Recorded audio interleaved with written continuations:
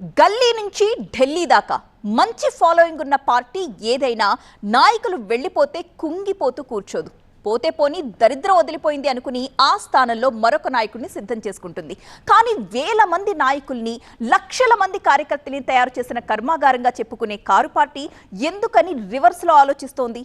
ఇప్పుడు రాజకీయంగా ఇదే చర్చనీయాంశమవుతోంది.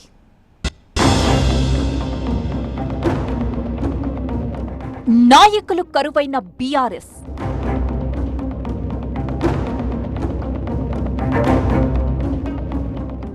ఎమ్మెల్యేలు పోయిన చోట ఎందుకంత నిర్లక్ష్యం? వాళ్లు తిరిగొస్తారని ఎదురు చూస్తున్నారా?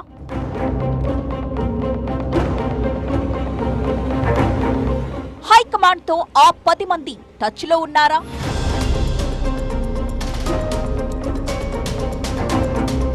బీఆర్ఎస్ పార్టీలో ప్రస్తుత పరిస్థితి ఇలాగే ఉంది.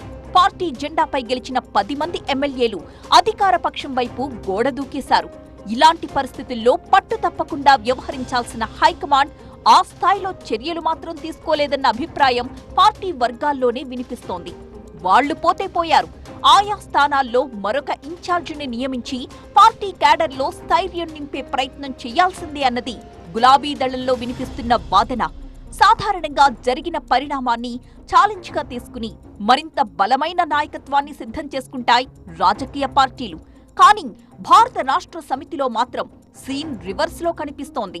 ఎన్నికల ఫలితాల తరువాత బీఆర్ఎస్ నుంచి గెలిచిన 39 మంది ఎమ్మెల్యేస్లో 10 మంది కాంగ్రెస్ కండువా కప్పుకోగా, దీంతో వారిపై అనర్హత వేటు వేయాలంటూ సుప్రీంకోర్టు దాకా వెళ్లి పోరాటం చేస్తున్న గులాబీ పార్టీ ఆయా నియోజకవర్గాల్లో పార్టీని పటిష్టపరిచే సంగతిని మాత్రం మరచిపోయింది.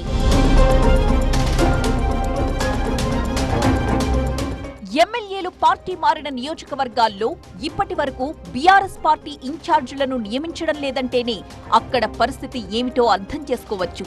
బీఆర్ఎస్ నుంచి గెలిచిన కడియం శ్రీహరి, దానం నాగేందర్, తెల్లా వెంకట్రావు, పోచారం శ్రీనివాసరెడ్డి, సంజయ్ కుమార్, కాళే యాదయ్య, బండ్ల కృష్ణమోహన్ రెడ్డి, ప్రకాష్ గౌడ్, గూడెం మహిపాల్ రెడ్డి, అరికపూడి గాంధీలు కాంగ్రెస్ లోకి వెళ్లిపోగా, ఆయా నియోజకవర్గాల్లో ఇప్పటికీ బీఆర్ఎస్ కొత్త నాయకత్వాన్ని సిద్ధం చేయలేదు.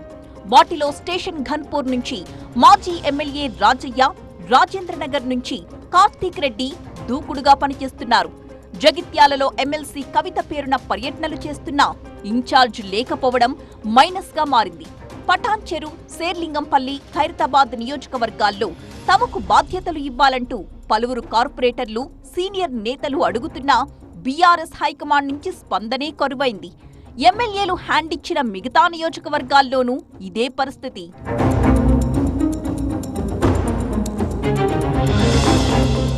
అయితే కాంగ్రెస్ లోకి వెళ్లిన ఎమ్మెల్యేలు తిరిగొస్తారన్న భావనలో గులాబీ పెద్దలు ఉన్నారన్న చర్చ కూడా జరుగుతోంది. ఫిరాయింపులపై సుప్రీం తీర్పు ఎలా ఉంటుందోనన్న ఉత్కంఠ కొనసాగుతున్న వేళ ఎప్పుడు ఏమైనా జరగొచ్చు అన్న అభిప్రాయం పార్టీ వర్గాల్లో వ్యక్తమవుతోంది. అంతేకాదు, కాంగ్రెస్ లోకి వెళ్లిన తమ ఎమ్మెల్యేలెవ్వరూ కూడా హ్యాపీగా లేరని, బీఆర్ఎస్ డోర్లు ఓపెన్ చేస్తే అందరూ తిరిగొచ్చేస్తారని వరుస ప్రకటనలు చేస్తున్నారు గులాబీ నాయకులు. పార్టీ మారిన ఎమ్మెల్యేలు టచ్లో ఉన్నారంటూ మరికొంతమంది వ్యూహాత్మకంగా స్టేట్మెంట్స్ ఇస్తున్నారు. తొందరపడి అప్పుడే ఇన్ఛార్జీలను నియమిస్తే వాళ్లు తిరిగి రావడానికి ఇబ్బందికర పరిస్థితులు ఏర్పడొచ్చన్న ఆలోచనతోనే హైకమాండ్ ఈ విధంగా వ్యవహరిస్తున్నట్టుగా చర్చ జరుగుతోంది. అలాంటి వాళ్లను మళ్లీ తీసుకుంటే తమ పరిస్థితేంటని స్థానిక గులాబీ నేతలు ఆవేదన వ్యక్తం చేస్తున్నారట.